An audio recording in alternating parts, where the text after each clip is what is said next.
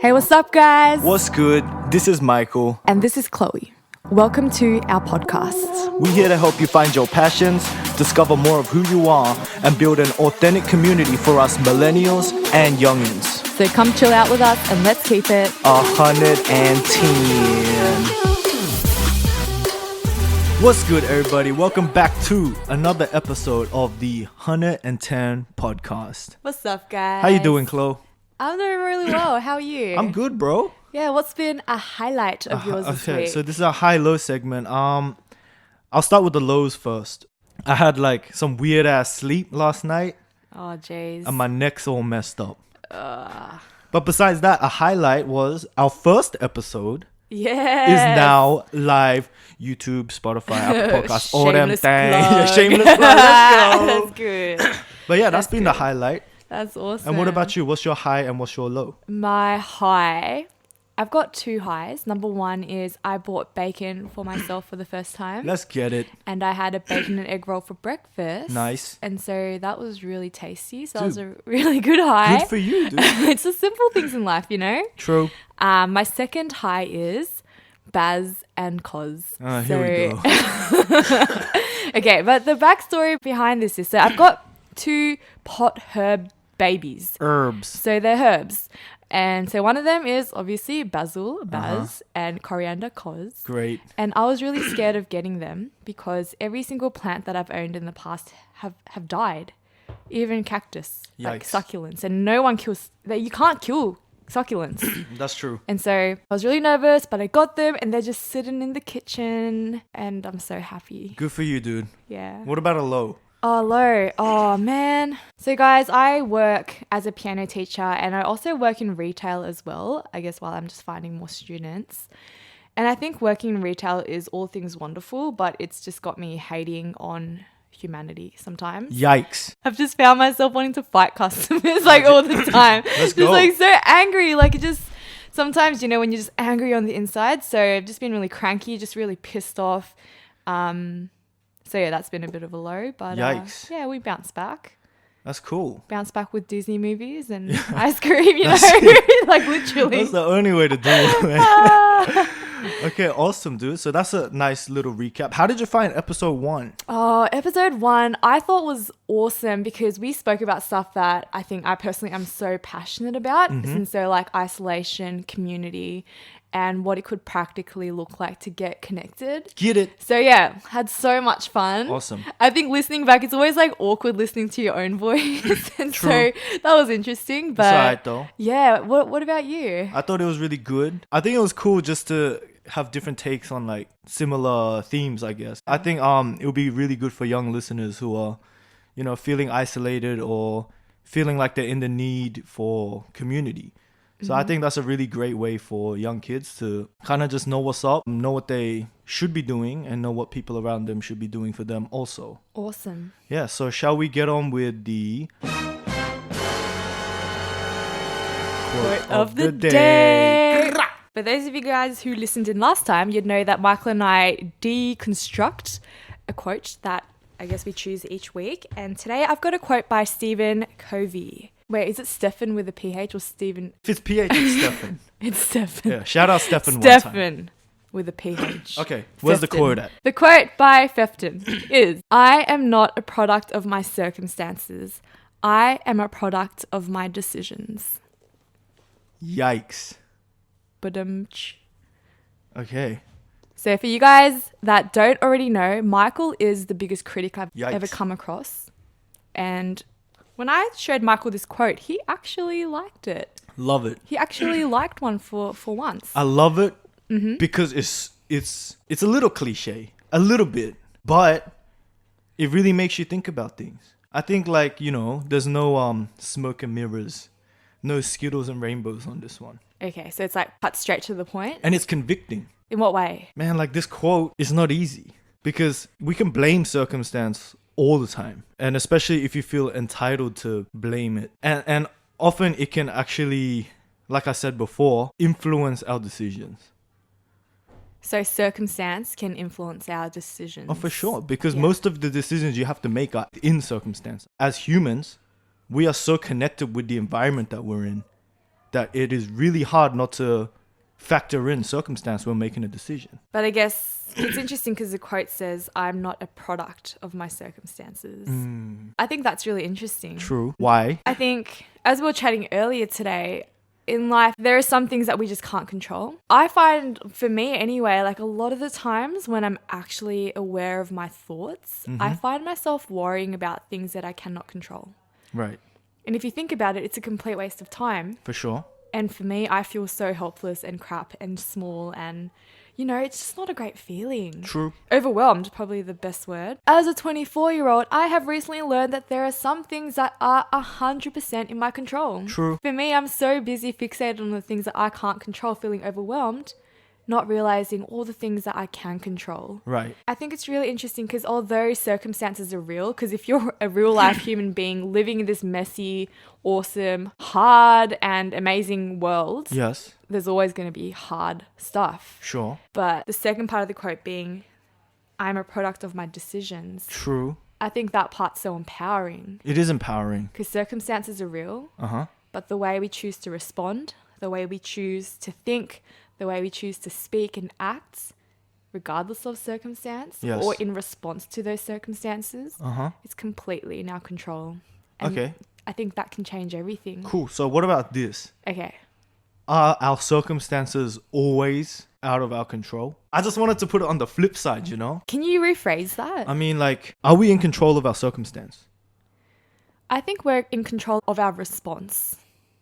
So we're not in control of our circumstances? I think the decisions we make can shape things around us. Yeah. Obviously, like I think our decisions are important. For sure. Not just the big decisions, whether I'd like to switch jobs or whether I'd move. They're really important decisions, but I think the little decisions we make every day are a lot more important than we think they are. Damn. So I think sometimes it's the small decisions in life that we don't really think about that I think they're life-changing because if we keep doing those little things, It becomes habit? yeah, and it becomes a part of who we are. Sure. Damn.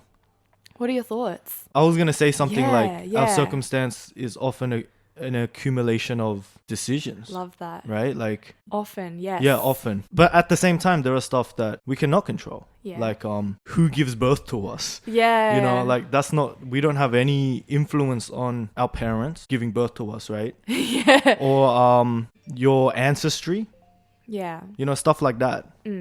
But, you know, that being said, there's always a factor of, you know, decisions that we've made that accumulate and become part of our circumstance. So it's kind of like, let's just say you were born in a unhealthy home and you were traumatized as a kid, Which is horrible. which is horrible. It sucks. Yeah. Not that I know, but it's just, yeah. And then, you know, your parents treat you like trash or something like that, which is not uncommon for the record, Which also really sucks. which does really suck. But it's like, yeah, that's your circumstance. Can you control the way your parents treat you? I don't know. It's a tough one. I don't think so, you know? No. But this is when the second part of that quote comes into play. I love It's this. about the decisions that you make. I love this. Because that, like what I said before, is that circumstance is an accumulation of decisions, right? Yeah. Out of this circumstance, a multitude of decisions Yeah. will then shape possibly, potentially, a new circumstance. I love that so much. Cool. It reminds me of a conversation I had with, in my previous workplace, my business manager, who is a boss. She is a boss. What's her name? I won't mention her name Okay. just for privacy. I was going to sake. shout her out one time, but yeah. Well, shout out to Yeah. my old business manager. Shout out to She's- Chloe, yeah. Yeah, she's... Yeah. Shout out to me. Yeah, and you too. She actually told me, so cool, she just came down to my desk and she was just like, telling me her life story. It's pretty cool. Damn, out of nowhere? I think I probably asked her, like, we're talking about like life and whatnot. Okay. And she actually opened up and told me that her mother was a witch. Like, she was an alcoholic. She was physically abusive, verbally abusive, Yikes.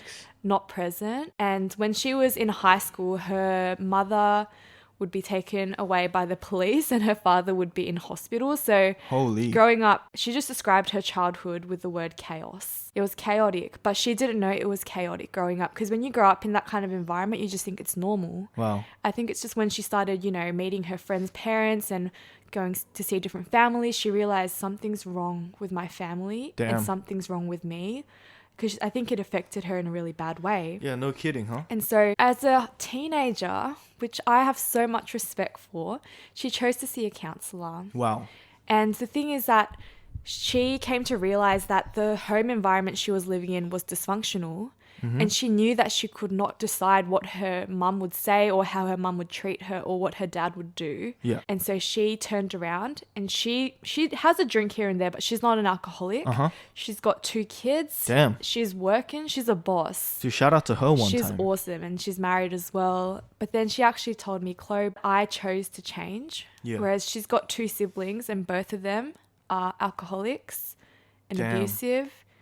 And they're still stuck. And the thing is that they all grew up in the same environment. Yep.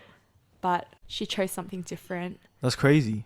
And it's that choice. I think that choice to see that counselor in high school, it might have seemed like a little decision, but I know that that consistency has brought her in like a complete different direction to where her siblings have gone. Yikes. That's like living proof. Absolutely. That's insane. I think making a conscious decision, first of all, like it seems like it was really innate for her. Coming to a realization sometimes, Yeah. it could take time, Yeah. like a lot of time.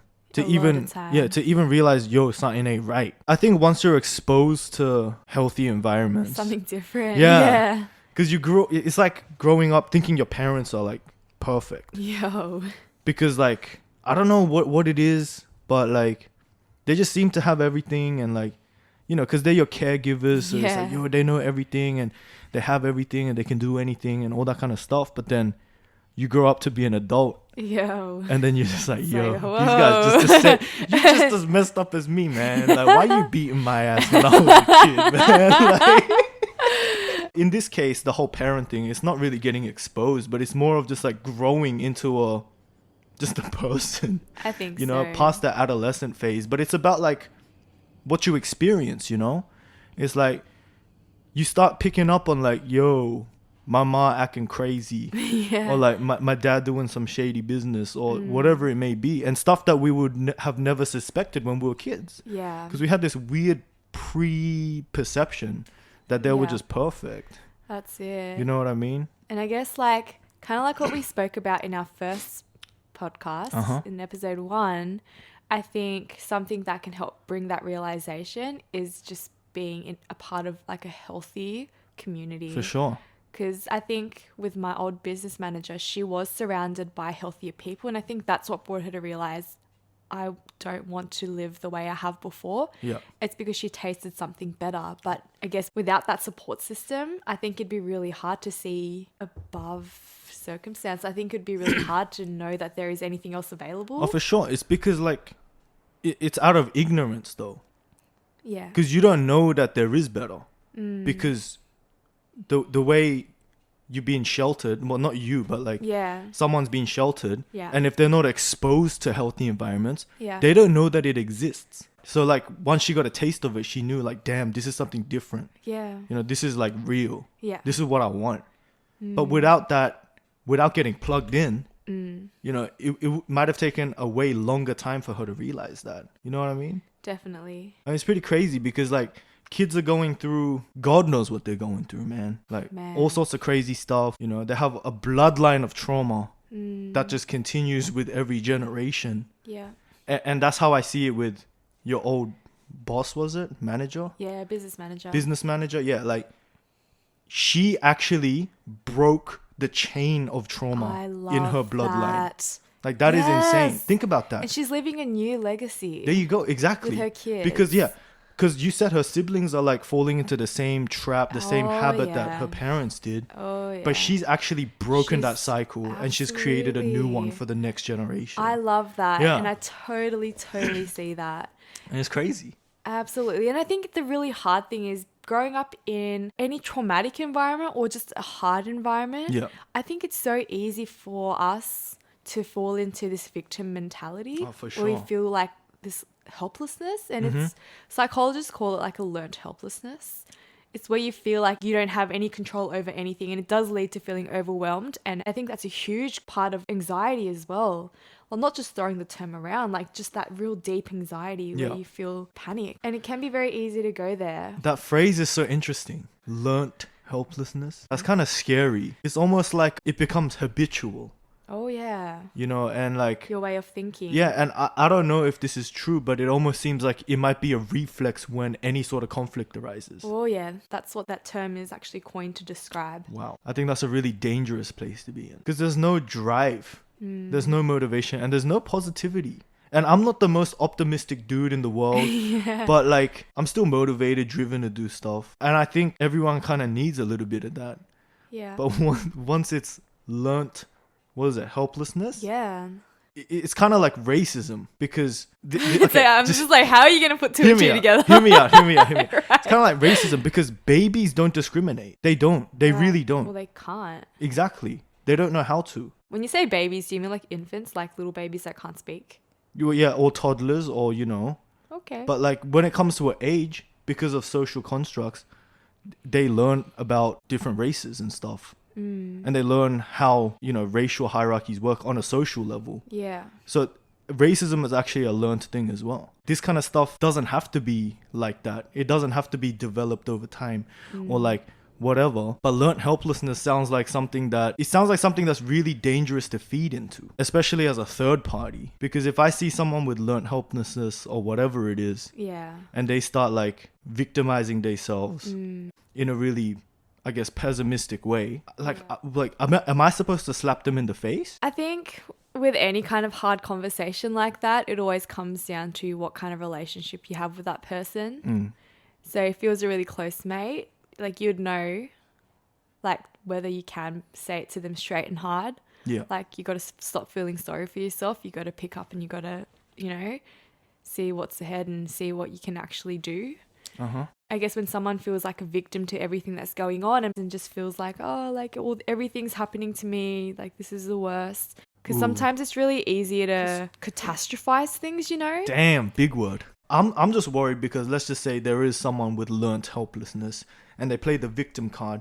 But what if it's a perspective thing? What do you mean? Okay, so this is what I mean. Like, they feel like everything around them is like tumbling down. Yeah. And that, you know, they're in an abyss, you know. But what if they're not and it's like a mindset thing? At most times it is a mindset thing. Yikes. Yeah, and I think that's the hardest thing about any kind of habits that we've built and the way we see the world. It's been developed over a long time and it's all in our head. It's in the way, like you said, it's in the way that we see things. If we flip the coin for a bit, the reason why this quote I think is really important is because it's actually empowering us to understand the power of our decision. And to someone who might be feeling overwhelmed by life and by circumstance and just feeling like they can't really do anything to change anything, so they don't want to try.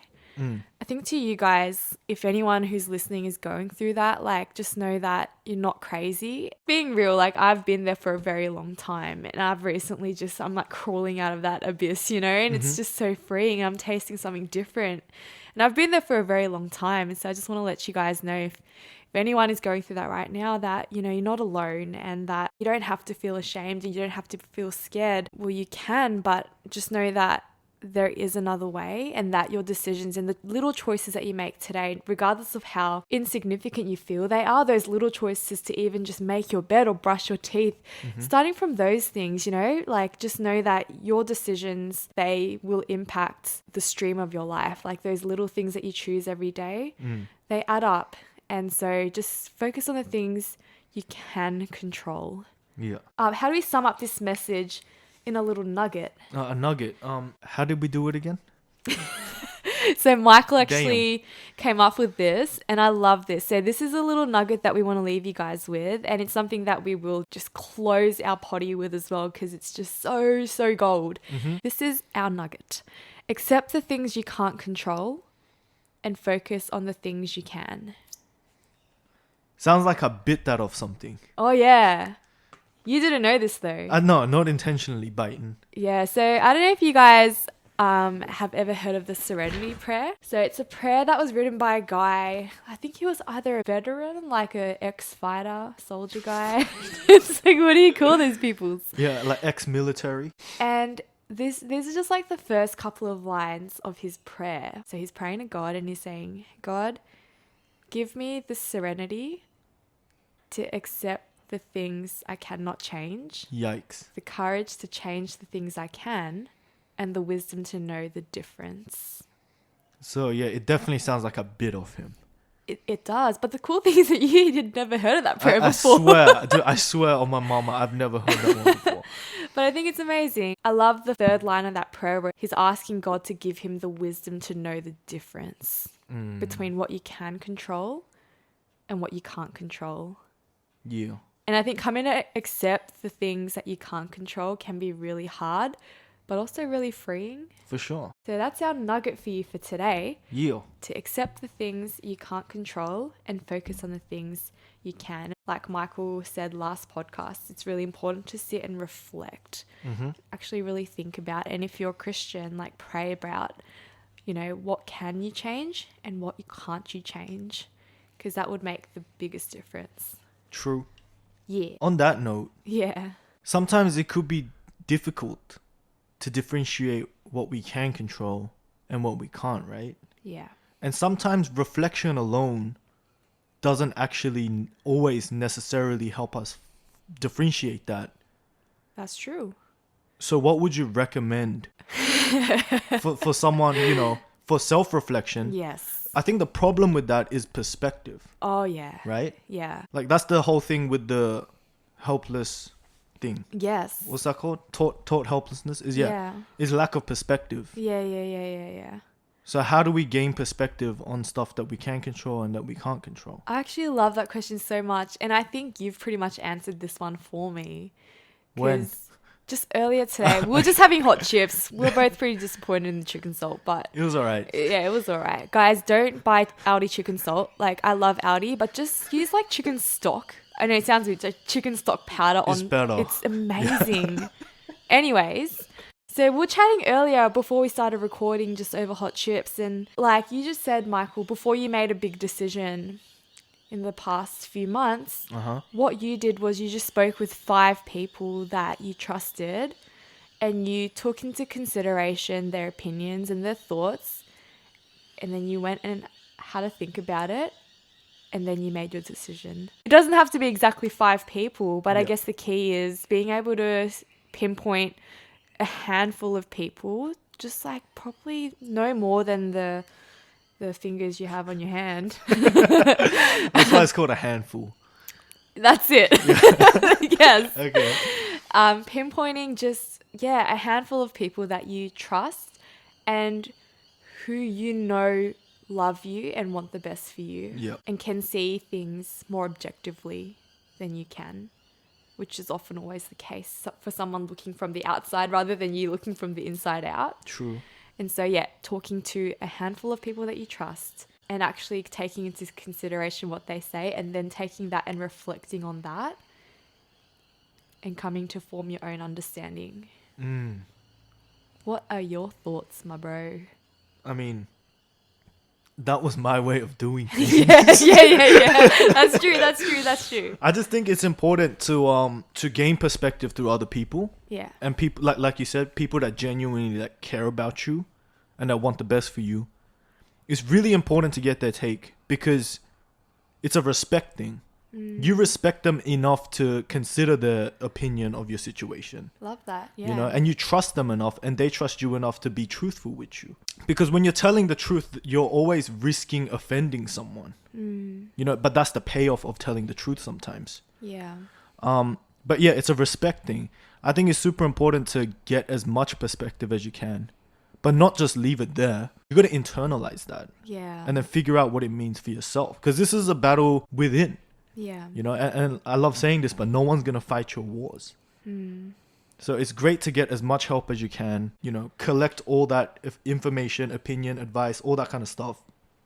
Internalize it, reflect on it, and then hopefully you get an answer of what the whole thing means to you. I just think it's a safe way of doing it. Yeah. Because without the handful of people, it could be rash. It could be like a rash decision because of lack of perspective. But just listening to the handful of people means that you're losing yourself. You know, you're not really doing it for yourself at that point. You're just following the leader. But you got to pave your own way. No one's going to pave it for you. On that note, Let's do our one thing segment, Love it. which is What is one decision you have made in the past 12 months that you are proud of? that I'm. Oh Lord. I'm guessing you want me to start? Yes. Okay. So, I graduated from my master's late last year. Oh, you go, bro. Thank you. It was tough. It wasn't that tough, but it was tough. Yeah. I finished, and then like every grad, post-grad, whatever, you kind of contemplate on what you're going to do, right? Oh, Because you're no longer studying. You're not like in that secure education system no more. You know, you got to go out and do something. Yeah. And naturally, as a musician, I was like, I want to take this seriously. So one decision I made that I am proud of, although it didn't really work out, is that I teamed up with a close friend of mine and I moved interstate to start making music together. So that's one of them. Yes. Another one is, which is really contradictory right now, but canning the whole thing. Yeah. And moving back home. And the reason I did that was I loved working with my partner. I loved what we were doing. I think I was at a point where I didn't really realize what I wanted. Once you started working Yeah, together? it just became a flow thing. Stuff started happening, and I wasn't reflecting anymore. That's a big thing, and that's why I brought it up last episode. What do you think got you stopping to I reflect? think it was just like, Was it the busyness of it all? or not even the just- busyness. It was just like I just knew what I had to do, but I didn't know if I wanted to do it or not. It's not something that I considered. Right. Like, do I want this? It was more like, I got to do this. I'm going to do it. Yeah. You know what I mean? It's Yeah. just like legit. I just wasn't thinking about anything. So it's like lots of things on the to-do list and you're just checking them Yeah, off. and I'm just doing it. Right. So it's not like, I guess it is busyness in some way. Not that I was busy, Yeah. but yeah, it was just like a flow thing, like trying to hit objectives, you know, release dates, whatever it was. Yeah. I came to a point where I realized like this isn't really what I wanted, and that's when I picked my handful of people and started talking to all of them, you know. And then one thing that I'm really proud of is actually standing up for myself, moving back in order to do what I really wanted to do. great. And moving back actually enabled a lot of things for me and the fam as well. Yeah. You know, like I think Peter really needed me at that time, and shout out to the homeboy Will, Oh, Will. because we're doing a podcast over there too. Yeah. Talking smack though, it ain't as deep as this one. Yeah, and we got the 110 podcast going too. Although I still haven't found work, I've been doing what I want, and I've been with people that need me, and some of those people need me too. So I think in the end, although it was a weird process because I just wasn't thinking. Then towards the end of my decision, a million thoughts per second. But I think in the end, I'm really grateful for the friend too, because he took really great care of me, you know, and it was nothing personal at all. It was just the way things were. Yeah, I think one decision that I'm really proud of is standing up for myself, organizing a handful of people to get their opinion, and I'm just making a decision and going straight into that decision. Good stuff. Yeah, and that's why I'm here today, bro. I remember when you called me. Yes, I yeah. was on the bus on the way home. Right. It's pretty late at night as well, but Was it? well, for me, late. For Right. you, it was nothing. It Okay, was okay. 10. Yeah. I still remember the time because Damn. I was so surprised Wow. because it came out of the blue when you asked me True. what I thought. Oh. And I think it's been so cool just kind of like walking alongside you through the process. And Yeah. even after the move as well, I guess there were moments where you second guess, like, should I have moved? Or I shouldn't have moved interstate in the first place. I Yeah. should have just stayed. But deep down, I really felt like you moving interstate and then choosing to move back was a very important part of your journey, For sure. where you got to discover more of what your personal vision was. Uh-huh. And when you found that his vision was quite different to what you wanted, I just felt like you would come back with more clarity. But you can just say it like that. To hear you say that that's one of the decisions that you've made in the past 12 months that you're proud of, that is so awesome. Yeah. I think, that's why I said it is actually one decision is going there. And Yes. I've made a lot of mistakes and we had a lot of small wins and I've learned a lot. And it was priceless. It's not something I could have learned from just... Reading a book. Yeah, pretty much. For creative stuff, you just got to be a technician. You just got to do it, right? Yeah, going interstate really allowed me to do that. When things weren't lining up as well as I thought they would, that's when I just made the second decision that I'm proud of, is just, sticking up for myself, coming back, and just recording myself talking with people. Love that. That's my one thing. And what about you? One thing for me. One decision I've made in the past 12 months that I am proud of. For the record, you've been through a lot for the last 12 months. The last 12 months have been a very, very big 12 months. And I was just thinking, what is that one decision that I'm proud of? I had to make lots of decisions in the past 12 months. But really thinking about it, last year was a year where I decided to resign from an academy that I started up. Mm-hmm. I decided to move into state. Yes. I decided to resign from a couple of jobs. Yikes. I decided to start working new jobs. Yikes. I decided lots of big things. But I think the decision that I'm most proud of in the midst of that is calling up one of my little sisters. Shout out to Erin one time. Erin! I hope you're listening. If you're not, I'm going to smack you over the head with a wooden spoon. We'll force her to listen. We'll force her. You have no choice. One thing that I am so glad that I've done is just to call up Erin. Growing up, just being teenage girls as well, we just had this weird relationship where... What do you mean weird? Oh, silent treatment for years. Years though. No, like, here's the thing with Erin. She's mastered silent treatment. Yes, you have, Erin. Of it. Like, years, and like, I know with one of our other sisters that went on for years too. Yeah. So I feel like, like one way to be nasty is by being nasty to someone's face, and another very nasty thing to do, Erin, is to give us the silent treatment. Man. But Erin, I love you so, so, so much. And I think just calling up Erin was just so awesome. It's amazing. Yeah, I just feel like now's probably a time when we're both just mature enough to have a friendship. Yeah. And so, Erin and I going away. We're not going away anywhere fancy, just Airbnb. We're just going to spend some sister time. That's cool, man. And I'm just so keen, just for 2 weeks. Yeah, I think that decision I'm so proud of. That's awesome, dude. We were both like, well, I can't speak for Erin, but for me, I was just a wounded teenage girl. And I was a tyrant growing up, so I guess I treated Erin pretty bad. Like, I remember sitting on her face, like literally sitting on her face. Okay, jeez. I was so nasty growing up. And so, we had a pretty fractured relationship, but there is a time for fighting and a time for healing. Fighting. Yeah. Yeah. Oh. Man. So out of all those big decisions, Yes. calling Erin, Yeah. It's the decision that I'm most proud of. And it's something that is so enriching. Mm-hmm. Enriching. I just feel happy. I like that, man. I guess it shows that sometimes it's little decisions that make the biggest impact in our lives. That is Big true. decisions are very, very, very important. Uh-huh.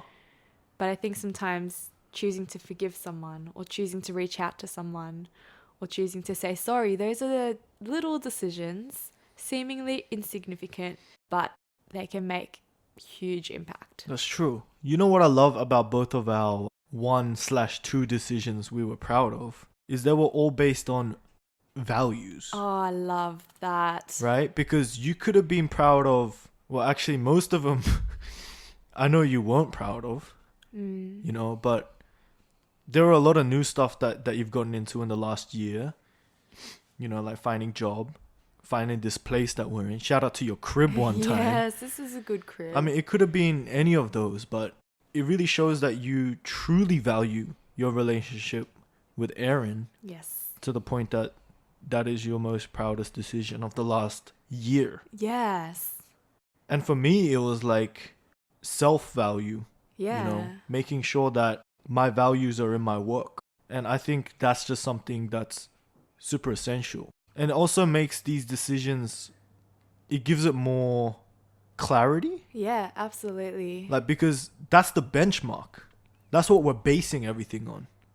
on our values. Yeah, right? Yes. And I think once they're in check through self-reflection and experiences and just learning about yourself, and once you kind of know where your values are at, Yes. a lot of things are based on that. Big decisions, small decisions, right? Yeah, so I think that was really cool. And I think young people, young adults / teens, I think it would be really good for them if they could sit down and just be like, yo, what do I truly care about? I think once they identify small or significant values in their life, you know, it'll be easier for them to connect with different hobbies, passions, and even help them make decisions sometimes. Yeah. I really believe in the power of like knowing your values. There were a lot of things that were in our control. Yeah. A lot of things that weren't. Yes. But I think both of our decisions that we're most proud of in the last year have been fruitful. Absolutely. For the both of us. I think so. And yeah, that's going back to the quote, despite how wonky Yes. our circumstances may be, Yeah.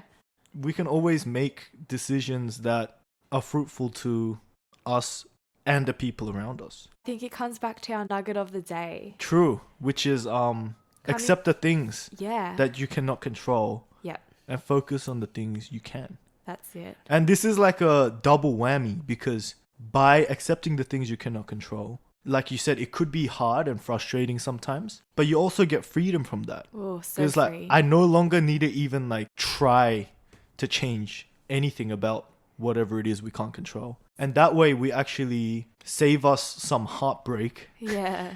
and then we can invest that energy that we've saved into focusing on what we can control. That's it. So it's So- like problem solving. Once we Yes. actually focus on the things we can control, Uh-huh. in a sense, we're problem solving That's true. rather than being stuck. That is true. But we need good support through it. That is also true. Yeah. So yeah, that is our nugget for the day. Uh-huh. Accept the things you can't control and focus on the things you can. Love it. Other than that, keep it 110. Keep it 110. Thank you for tuning in for yet again another episode of the 110 podcast. It has been a blast. We got episode 3 coming. We're gonna talk about values. Yeah, let's talk about I think that'll be values. dope. Yeah. Once again, our nugget has been about control, about decision making. I hope you guys have a good week, Yeah. and we'll see you on the next one. Yeah, see you next week. See you. Bye.